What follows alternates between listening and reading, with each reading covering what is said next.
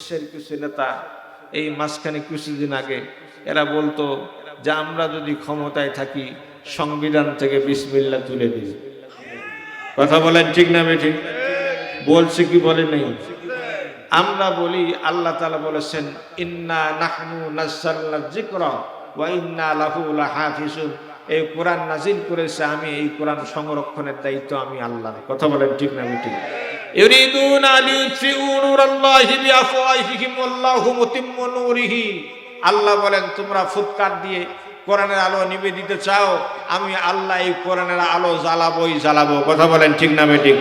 4000 বছর আগে বিসমিল্লাহ ছিল, আজকেও আছে, কিয়ামত পর্যন্ত থাকবে। মাঝখানে যারা সংবিধান থেকে বিসমিল্লাহ বাতিল করতে চেয়েছিল ওরা নাই। কথা বলেন ঠিক না বেঠিক? জোরে আওয়াজ দিয়ে বলেন ঠিক না বেঠিক? তাহলে বিসমিল্লাহ কখন পর্যন্ত থাকবে বলেন? কিয়ামত পর্যন্ত থাকবে কি থাকবে না? সকলেই বললেন না বিসমিল্লাহ কিয়ামত পর্যন্ত থাকবে কি থাকবে না? এজন্য আল্লাহ বলেন কোরআন যখন তেলাওয়াত করবা, কোরআন তেলাওয়াতের আগে বিসমিল্লাহির রহমানির রহিম বলে তেলাওয়াত শুরু করে দাও। আমি যে আয়াতটা তেলাওয়াত করেছি আয়াতের ভিতরে আল্লাহ সুবহানাহু ওয়া তাআলা মুমিনের 9টি গুণ বলেছেন। কয়টি গুণ বলেন? কয়টি গুণ? 9টি গুণ বলা হয়তো সম্ভব হবে না। আমি শুরু করব, দেখবো আপনারা যদি উঠাউঠি করেন মোনাজাত করে দেব। আর যে কয়জন লোক আছেন যদি বসে থাকেন আমি আলোচনা করব ইনশাআল্লাহ। আল্লাহ রাব্বুল আলামিন প্রথমে বলেন আত-তাইবুন। আল্লাহ রাব্বুল আলামিন আমার নবী জনাবে মুহাম্মদুর রাসূলুল্লাহ সাল্লাল্লাহু আলাইহি সাল্লামকে যখন মক্কার জমিনে নবুয়তের রিসালাত দিয়া ধন্য করলেন, আমার নবী যখন মক্কায় নবুয়তি পেলেন, নবুয়তি পাওয়ার পরে মক্কার মধ্যে দাওয়াত দেওয়া শুরু করলেন। ইয়া আইয়ুহান নাসু কুলু লা ইলাহা ইল্লাল্লাহ তুফলিহুন। আমার নবীজি 40 বছর বয়স পর্যন্ত মক্কার জমিনে আলামিন as-সাদিক ছিলেন। আমার নবীজির কোনো শত্রু ছিল না। আমার নবীজিকে সবাই ভালো মানুষ জানতো, আদর্শ মানুষ জানতো, চরিত্রবান মানুষ জানতো। আমার নবী যখন ঐশী গ্রন্থ আল কোরআনে কারীম আল্লাহ রাব্বুল আলামিন আমার নবীর উপরে নাজিল করে বলেন ইয়া আইয়ুহার রাসূল বাল্লিগ মা উনজিলা ইলাইকা মির রাব্বিক। ও নবী, আপনার প্রভুর পক্ষ থেকে আপনার উপর যে কোরআনে কারীম নাজিল করা হয়েছে, বাল্লিগ, আপনি সেই কোরআন দিয়া তাবলীগ করেন। মা উনজিলা ইলাইকা মির রাব্বিক, আপনার প্রভুর পক্ষ থেকে যে কোরআন নাজিল করা হয়েছে এই কোরআন দিয়া তাবলীগ করা শুরু করে দেন। আমার নবীজি প্রথম তার মক্কায় তার আপনজনদের কাছে বলল ইয়া আইয়ুহান নাস কুলু লা ইলাহা ইল্লাল্লাহ তুফলিহুন। ও মক্কাবাসী, তোমরা যারা লাত মানাত উজ্জাত হবলের দাসত্ব করো, গোলামি করো, পূজা অর্চনা করো, এই লাত মানাত হুব্বল এরা তোমাদেরকে মুক্তি দিতে পারবে না, নিরাপত্তা দিতে পারবে না, শান্তি দিতে পারবে না। যদি তোমরা মুক্তি চাও, নিরাপত্তা চাও, শান্তি চাও, তাহলে এক আল্লাহ রুবুবিয়্যাতকে মেনে নাও, তাওহীদের কালিমা গ্রহণ করো। তিনি যদি তোমাদের উপর দয়া করেন তোমাদের দুনিয়ার জমিনটাও শান্তিময় হবে, মরার পরেও শান্তিময় হবে। কথা বলেন ঠিক না বেঠিক? এজন্য আল্লাহ রাব্বুল আলামিন বলেন ওয়ালাউ আন্না আহলাল কুরআ আমানু ওয়াত্তাকাউ লাফাতাহনা আলাইহিম বারাকাতিম মিনাস সামাই ওয়াল আরদ। বলেন আল্লাহু আকবার। আল্লাহ রাব্বুল আলামিন বলে যদি কোনো সম্প্রদায়ের লোকেরা 2টা নীতি অবলম্বন করে, কয়টা বলেন? যদি কোনো সম্প্রদায়ের লোকেরা 2টা নীতি অবলম্বন করে, এক আল্লাহর উপরে ঈমান আনে, 2 আল্লাহকে ভয় করে, আল্লাহ রাব্বুল আলামিন বলেন আমি আল্লাহ তাদের জন্য আসমান এবং জমিনের সমস্ত রহমতের দরজা খুলে দিব। বলেন সুবহানাল্লাহ। এজন্য আমার নবীজি এক আল্লাহর দিকে যখন কালিমার দাওয়াত দেওয়া শুরু করলেন, আমার নবীজির বিরুদ্ধে মক্কার জমিনে সেই সময় 42 জন নেতা দাঁড়িয়ে গেল। তারা আমার নবীজির সামনে দাঁড়িয়ে বলল নবী মুহাম্মদুর রাসূলুল্লাহ সাল্লাল্লাহু আলাইহি সাল্লাম, মক্কার জমিনে তুমি কালিমার দাওয়াত দিতে পারবে না, এক আল্লাহর দাওয়াত দিতে পারবে না, তাওহীদের দাওয়াত দিতে পারবে না। যদি তুমি তা দাও তাহলে আমরা তোমাকে হত্যা করব। আমার নবীজি যখন কোরআনে কারীমের আয়াত তেলাওয়াত করে বলেন আল্লাযী খালাকাল মাউতা ওয়াল হায়াতা লিয়াবলুয়াকুম আইয়ুকুম আহসানু আমালা। চিৎকার মেরে বলেন তো হায়াত এবং মরণের মালিককে? আরো জোরে বলেন হায়াত এবং মরণের মালিককে? আমার নবীজি বলে মক্কার কাফিরেরা শোনো, তোমরা যারা আমাকে মারতে চাও আমাকে মারতে পারবে না, আমি বিশ্বাস করি আমার জীবনের মালিকও যিনি, আমার মরণের মালিকও তিনি। আল্লাহ রাব্বুল আলামিন যদি আমার মৃত্যু এখানে লিখে রাখেন, এখানেই মরণ হবে। আর আল্লাহ যদি না চান আমার মৃত্যু এখানে হবে না। তোমরা মক্কার কাফেরা কেন, তাম পৃথিবীর কাফেরা যদি আমাকে হত্যা করার জন্য ষড়যন্ত্র করো, কোনো লাভ নাই। আমি ভয় করি না, তোমাদের রক্তচক্ষুকে ভয় করি না, তোমাদের কাছে আমি মাথা নত করি না। আমি আল্লাহ রাব্বুল আলামিনের কাছে মাথা নত করি, তাওয়াক্কুল করি তার উপরে। তিনি আমার উপর রহমত করবেন, দয়া করবেন, ইহসান করবেন। সুতরাং তোমরা যদি দয়া চাও, রহম চাও, ইহসান চাও, তাহলে তাওহীদের কালিমা পড়ে মুসলমান হয়ে যাও। বলেন সুবহানাল্লাহ। আমার নবীজিকে হত্যা করার জন্য ষড়যন্ত্র করলো আবু জেহেল, আবু লাহাব, সায়েবা, উতবা, মুগিরা, হিন্দা, নাকেরা, উম্মে জামিলা দারুন নদওয়ার পার্লামেন্টের মধ্যে বসে পড়ল। আমার নবীজির বিরুদ্ধে সংসদে 3টা বিল পাস করলো। 3টা বিল পাস করার পরে আমার নবীজিকে বললেন, নবী মুহাম্মদ, তুমি যদি এখনো কালিমার দাওয়াত বন্ধ করে না দাও, এখন যদি তাওহীদের দাওয়াত বন্ধ করে না দাও, আমরা সবাই মিলে তোমাকে জেলখানার মধ্যে ঢুকাই দিব। কোথায় ঢুকাই দিবে? কোথায় ঢুকাই দিবে বলে? তাওহীদের দাওয়াত দাও, দ্বীনের দাওয়াত দাও, এক আল্লাহর রুবুবিয়তের দাওয়াত দাও। ওয়াইদিয়াম কুরু বিকাল্লাযিনা কাফারু লিউসবিতুকা। কাফিররা আমার নবীর বিরুদ্ধে ষড়যন্ত্র করলো, আমার নবীকে জেলখানার মধ্যে ঢুকাবে। আমার নবীজিকে শিয়াবে আবি তালিব কারাগারের মধ্যে ঢুকানো হলো। 3টি বছর আমার নবীজি কারাভোগ করছেন কি করেন নাই? সকলে বলেন, করছেন কি করেন নাই? 3টি বছর আমার নবী শিয়াবে আবু তালিব কারাগারে ছিল। সাহাবায়ে কেরাম রিদওয়ানুল্লাহি তাআলা আলাইহিম আজমাইন আমার নবীজির সঙ্গে ছিলেন। সাহাবেরা ক্ষুধার যন্ত্রণা সহ্য করতে না পেরে গাছের পাতা চিবিয়ে খেয়েছে। ছাগলের পায়খানার মতো সাহাবীদের পায়খানা হয়ে গেছে। সাহাবীরা ক্ষুধার যন্ত্রণায় ছটফট করতেছিলেন। আমার নবীজি বলেন, সাহাবীরা তোমরা কেন এত কষ্ট করতেছো? তোমাদের ঘরে ফিরে যাও। সাহাবীরা উত্তর দিয়েছিল, ইয়া রাসূলুল্লাহ, সারাদিন না খেয়ে থাকি, গাছের পাতা চিবিয়ে খেয়ে থাকি, জুতার ফিতা সিদ্ধ করে খেয়ে থাকি আমাদের ক্ষুধা নিবারণের জন্য। কিন্তু রহমাতুল লিল আলামিন নবী একটিবার যখন আপনার চেহারার দিকে তাকাই, আপনার চেহারা দেখার পরে সারা দিনের ক্ষুধার যন্ত্রণা ভুলে যাই। বলেন সুবহানাল্লাহ। আরো জোরে চিৎকার মেরে বলেন সুবহানাল্লাহ। আমার নবীজি 3টা বছর কারাবরণ করলেন, জেল খাটলেন। আজকেও বাংলাদেশে আলেম ওলামারা জেল খাটেন কি খাটেন না? কিয়ামত পর্যন্ত নবিয়ানা কাজ যারা দুনিয়াতে করবে তাদেরকেও জেলে যাইতে হবে। কথা বলেন ঠিক না বেঠিক? আমার নবীজি জেল খাটলেন। আমার নবীজিকে হত্যা করার জন্য ষড়যন্ত্র করলো আবু জেহেলের বউ নাকেরা।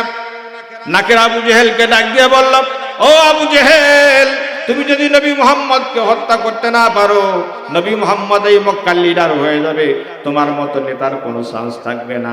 এজন্য আমি তোমাকে পরামর্শ দেই, তুমি সব শক্তি প্রয়োগ করে নবী মুহাম্মদকে হত্যা করে ফেলো।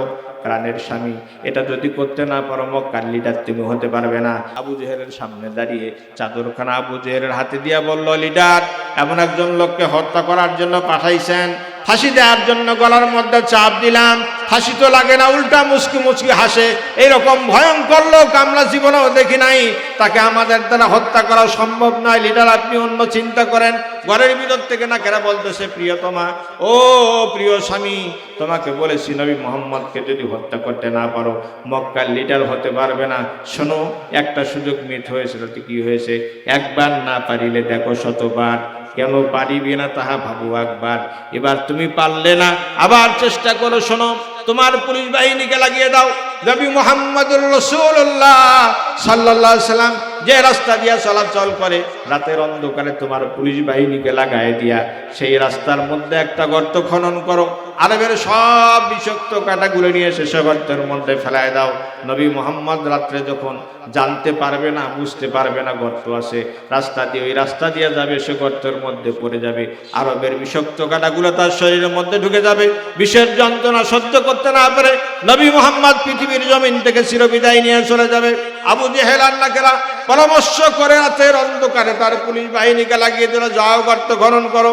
আমার নবীজি বললেন, চাচা, আপন পরাণ বাসা, কিছু মনে করবেন না, একটিবার শুধু আমার সঙ্গে পড়েন লা ইলাহা ইল্লাল্লাহ এই কালিমা যদি একটিবার পড়েন আমি এক্ষুনি আপনাকে গর্ত থেকে তুলবো। আবু জেহেল বলে, ভাতিজা তোমার চাচা আছে মরণ যন্ত্রণায়, আর তুমি এই সময় আমাকে কালিমা পড়াইতে আসছো, এগুলা কি চাচা ভাইচারা আলাপ নাকি? আমার নবীজি বলে, চাচা বেয়াদবি নেবেন না, একটিবার শুধু পড়েন লা ইলাহা ইল্লাল্লাহ মুহাম্মাদুর রাসূলুল্লাহ, বলার কোনো প্রয়োজন নাই। আবু জেহেল বলে, না ভাতিজা তুমি আমাকে তাড়াতাড়ি গর্ত থেকে উঠাও, গর্ত থেকে উঠার পরে আমি তোমার আল্লাহর কালিমা পড়ে ইসলাম কবুল করে ফেলবো।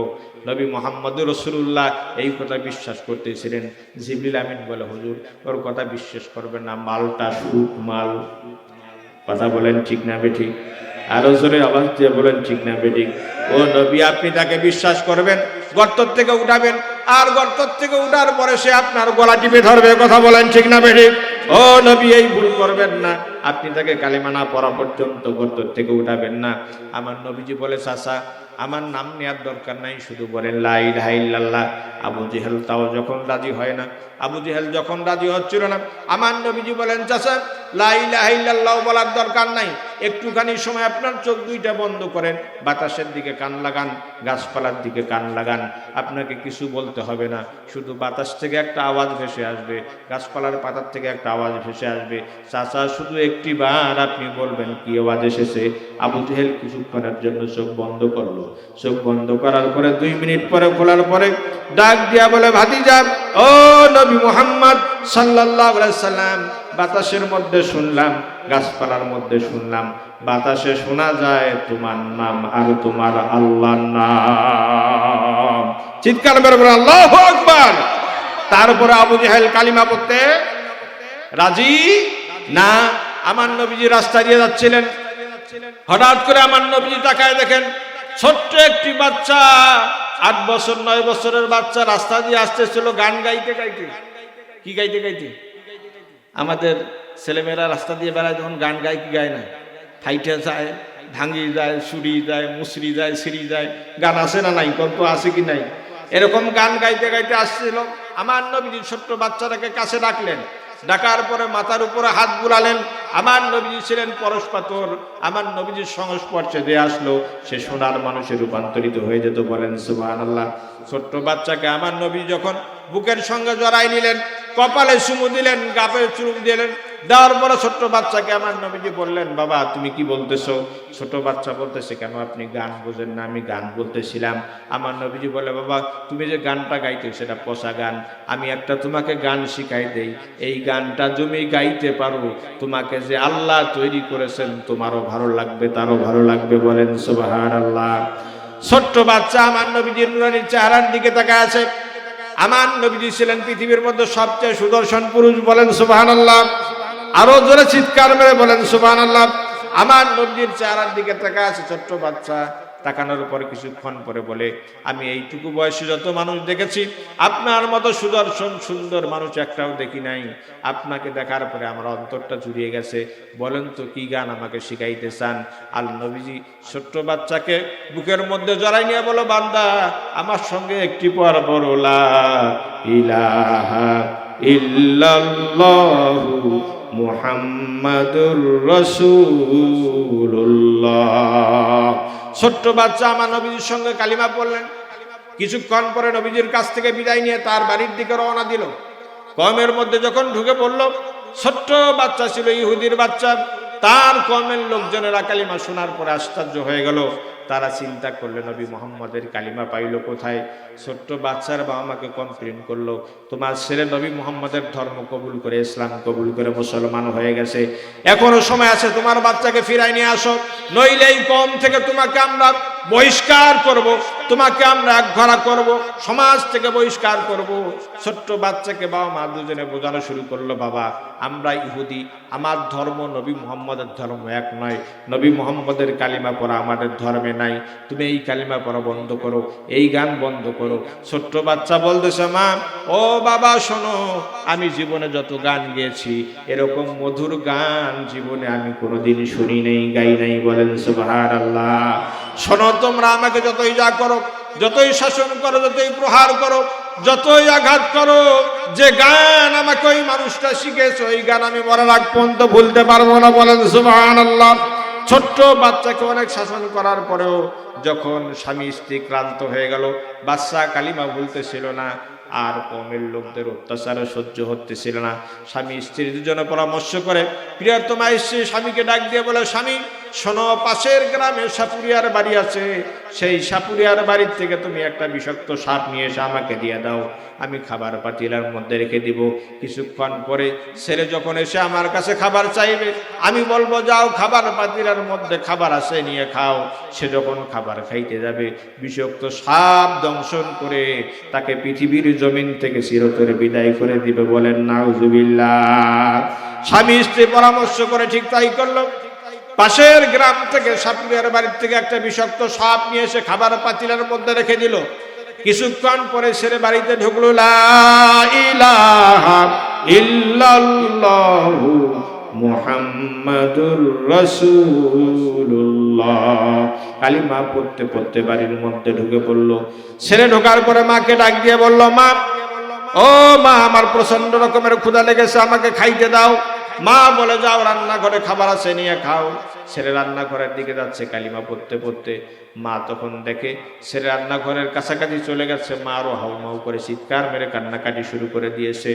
যে বা মুশরিকা কলিজার টুকরা সন্তান চোখের সামনে সাপের দংশনে পৃথিবীর থেকে বিদায় হয়ে চলে যাবে, এটা কোনো মাই সহ্য করতে পারে না। কথা বলেন ঠিক না বেঠিক? আমার ভাইরা, আমার বন্ধুরা, আমার এমন সময় সন্তান যখন রান্নাঘরের কাছাকাছি চলে গেল, মা আরো জোরে চিৎকার করে কান্নাকাটি করা শুরু করে দিল। সন্তান দৌড় দিয়ে এসে মায়ের চোখের পানি মুছে দেয় আর বলে, মা, কাঁদো কেন? কান্নার কারণ কি? আমাকে একটু বলবা মা, তোমার চোখে কি কিছু পড়েছে? কেন কান্নাকাটি করতেছো? মা বলে, সন্তানকে তুমি জানবে না কেন কান্নাকাটি করি? যাও, তোমার ক্ষুধা লেগেছে, রান্নাঘরে খাবার আছে নিয়ে খাও। সন্তান যখন রান্নাঘরের মধ্যে প্রবেশ করেছে, মা আরো চিৎকার করে হাউমাউ দিয়ে কান্নাকাটি করা শুরু করে দিয়েছে। কিছুক্ষণ পরে মা রান্নাঘরের দিকে তাকায় আসে। সন্তান রান্নাঘরের থেকে জোরে একটা তাকবীর দিয়ে আল্লাহু আকবার, সকলেই বলেন আল্লাহু আকবার, আরো জোরে সকলেই বলেন আল্লাহু আকবার। সন্তান আল্লাহু আকবার তাকবীর দিয়ে মাকে ডাক দিয়ে বলে, মা, এইটুকু বয়সে যত খাবার খেয়েছি মা, এত সুঘ্রাণওয়ালা খাবার আমি জীবনে কোনোদিন দেখি নাই। বলেন সুবহানাল্লাহ। আরো জোরে চিৎকার মেরে বলেন সুবহানাল্লাহ। মা যখন এই কথা শুনেছেন আশ্চর্য হয়ে গেছেন, দৌড় দিয়ে রান্নাঘরে ঢুকতে গেছেন। গিয়ে দেখেন রান্নাঘরে মুহুমুহু সুগন্ধি বের হয়ে গেছে। খাবার পাতিলার মধ্যে সাপ তো নাই, জান্নাতি খাবার আল্লাহ প্রস্তুত করে দিয়েছেন। সুবহানাল্লাহ বলেন, আরো জোরে বলেন সুবহানাল্লাহ। মা তখন সন্তানকে, কলিজার টুকরা সন্তানকে বুকের সঙ্গে জড়াই নিয়ে বলে, যে সন্তান দুনিয়ার জমিনে জান্নাতি খাবার খায়, আমরা তার বাবা মা হয়ে বঞ্চিত হইতে চাই না। বাবা চল, তুই যার কাছ থেকে গান শিখেছিস আমাদেরও তার কাছে নিয়ে যা, ওই গান শিখে আমরাও দুনিয়াতে জান্নাতি খাবার খাইতে চাই। বলেন সুবহানাল্লাহ। আমার নবীজির কাছে চলে গেল। আমার নবীজি বলেন, মা, ও বাবা, তোমরা একটিবার শুধু আমার সঙ্গে বলো লা ইলাহা ইল্লাল্লাহ। কালিমা পরে দুজনে ইসলাম কবুল করে মুসলমান হয়ে গেল। কিন্তু আবু জেহেল এখনো গর্তের মধ্যে আছে। কয়, ভাতিজা, তোমার চাচা মরণ যন্ত্রণায় ছটফট করতেছে আর তুমি আসছো কালিমা পড়াইতে, এগুলো কি চাচা বাচ্চার কথা? আমাকে তাড়াতাড়ি উঠাও, উঠার পরে আমি কালিমা পড়বো। আবু জেহেল বলে, ভাতিজা আমাকে উঠাও। আমার নবীজি বলেন, চাচা, আমি আপনাকে জোর জবরদস্তি করে কালেমা পড়াইতে চাই না, কিন্তু আল্লাহ আমাকে নির্দেশ দিয়েছে, সেজন্য আমি আপনাকে কালেমার দাওয়াত দিয়েছি। আপনি যখন পড়বেন না, আমার হাত ধরেন আর গর্ত থেকে উঠে আসেন। গর্ত থেকে উঠে আসার পরে নবী মুহাম্মদ আবু জেহেলকে যখন ছেড়ে দিল, আবু জেহেল আবার বাড়িতে গিয়ে বউর সাথে পরামর্শ করলো। দেখো, একবার নয়, দুইবার নয়, অনেকবার চেষ্টা করলাম নবী মুহাম্মদকে হত্যা করতে পারলাম না। এবার যদি হত্যা করতে না পারি, মক্কার নেতা আমি হতে পারবো? তখন নাকে বলে, ও স্বামী, চিন্তা করো না, শোনো, মক্কার জমিনে সবচেয়ে একজন বড় পালোয়ান আছে, নাম হলো রোকানা। কি নাম বলেন? মিশকাতুল মাসাবি ৪র্থ খণ্ডে রোকানার বর্ণ আছে। রোকানার বউ ছিল ১০১টা। কয়টা বলেন? সকালে একটা দুম্বা ছাগল আর আধা মন আটার রুটি লাগতো নাস্তা করতে। আল্লাহু আকবার বলেন। নাকেরা বলতেছে, ও স্বামী, চিন্তা করিও না, মক্কার জমিনে সবচেয়ে একজন বড় পালোয়ান আছে, নাম হলো রোকানা। তুমি যদি হত্যা করতে না পারো, তাকে কন্ট্যাক্ট দিয়ে দাও, তার কাজই হলো মানুষ হত্যা করা। সে টাকা নেয় আর মানুষ হত্যা করে। তখন আবু জেহেল দুধ পাঠিয়ে গেল রোকানার কাছে। রোকানাকে ডাক দিয়ে আমার কাছে নিয়ে আসো। রোকানাকে নিয়ে আসা হলো। রোকানা বলতেছে, বলো কি কাজ করতে হবে? আমার নবীজিকে হত্যা করতে হবে। আবু জেহেল বলতেছে, রোকানা তুমি আমার কাছে যা চাও তাই পাবা, যা চাও না তাও আমি তোমাকে দিতে রাজি আছি, কিন্তু আমার শত্রু মক্কায় একজন নবী মোহাম্মদ, তাকে হত্যা করতে হবে। যদি তুমি পারো তাহলে আমাকে ওয়াদা দিয়ে দাও। রোকানা বলে, এইটা তো আমার কাছে কোনো ব্যাপারে না। বলেন নাউজুবিল্লাহ, আরো জোরে বলেন নাউজুবিল্লাহ। নবী মোহাম্মদকে হত্যা করার জন্য কন্ট্যাক্ট নিল রোকানা। আমার নবীজি ভদ্র মানুষ, শরীফ মানুষ, রাস্তা দিয়ে আসতেছেন। এমন সময় রোকানা সামনে দাঁড়িয়ে গেছেন মাস্তান। আমাদের দেশে মাস্তান আছে না? এরকম আছে কি নাই বলেন? এরকম নেতা আছে কি নাই? আমার নবীজির সামনে দাঁড়িয়ে গেছে রোকানা। রোকানা যখন সামনে দাঁড়িয়ে গেছে, রোকানা বলে, নবী মোহাম্মদ, আবু জেহেল তোমাকে হত্যা করার জন্য আমাকে কন্ট্যাক্ট দিয়েছে। আজকে তুমি বাঁচতে পারবে না, তোমার জীবন আজকে শেষ। আমার নবীজি তখন আবারও তলাব করেন, আল্লাযী খালাকাল মাউতা ওয়াল হায়াতা লিয়াবলুয়াকুম আইয়ুকুম আহসানু আমালা। আল্লাহু আকবার বলেন, আল্লাহু আকবার। আমার নবীজি বলেন, ওখানে শোনো, আমি এটা বিশ্বাস করি, আমার জীবনের মালিক যিনি, আমার মরণেরও মালিক তিনি। আমার আল্লাহ যদি আমার মরণ এখানে লিখে রাখেন তাহলে এখানে আমার মৃত্যু হবে। আল্লাহ যদি না চান, তুমি রোকানা কেন? কাফেররা যতই চেষ্টা করুক আমি নবী মোহাম্মদকে হত্যা করতে পারবে না। রোকানা বলে, ঠিক আছে, সামনে এগিয়ে আসো, আমাকে আঘাত করো। আমার নবীজি বলেন, না, ইসলাম আমাকে এই শিক্ষা দেয় নাই, মুসলমানরা কখনো আগে আঘাত করে। রোকানা বলল, ঠিক আছে, তুমি যেহেতু ভদ্র মানুষ, আমি তোমাকে এখন হত্যা করব।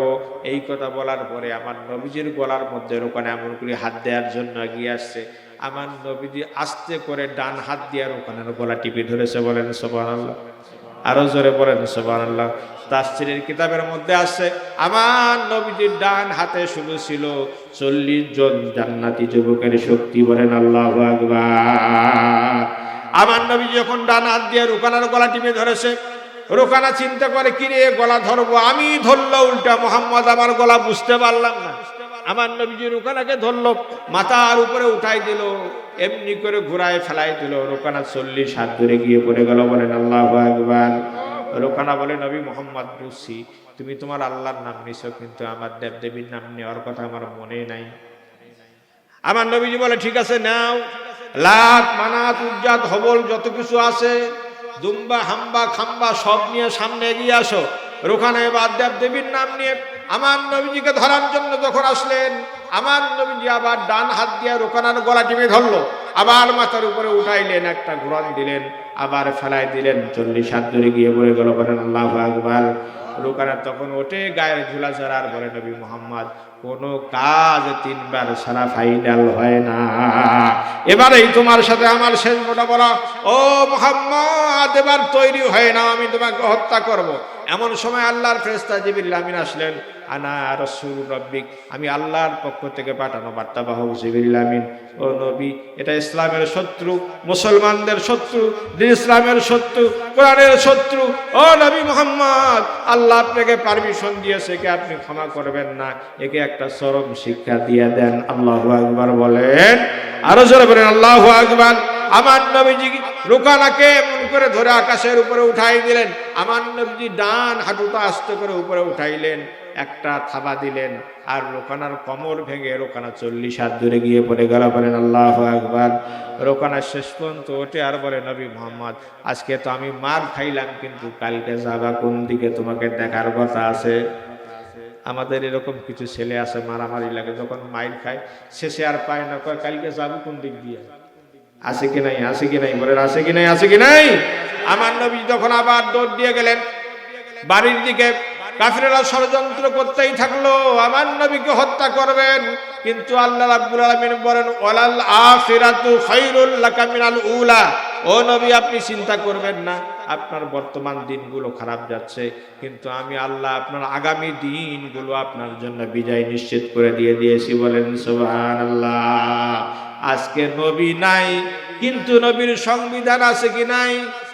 আজকে নেতা নাই, নেতার সংবিধান আছে কি নাই? আমাদের সংবিধানের নাম কি বলেন তো? আল কোরআন। আমরা যতদিন জীবিত থাকবো কোরআন নিয়ে বাঁচার চেষ্টা করবো ইনশাআল্লাহ। কারণ মরণে কোরআন, বাঁচলে কোরআন, কবরে কোরআন, হাসলে কোরআন। এই কোরআন ছাড়া আমাদের মুক্তির কোনো উপায় নাই।